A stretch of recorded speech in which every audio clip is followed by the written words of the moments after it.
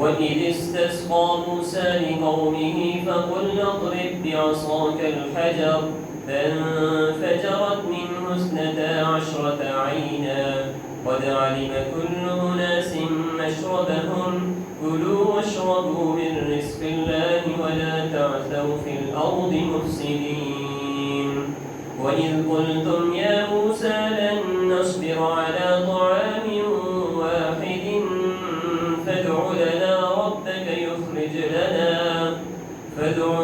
ربك يخرج لنا مما تنبت الأرض من بقلها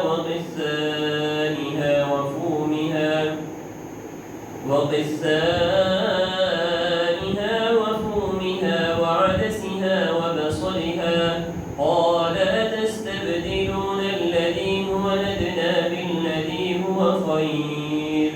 اهبطوا مصرا فإن لكم ما سألتم وضربت عليهم الذلة والمسكنة وباءوا بغضب من الله ذلك بأنهم كانوا يكفرون بآيات الله ويقتلون النبيين بغير الحق ذلك بما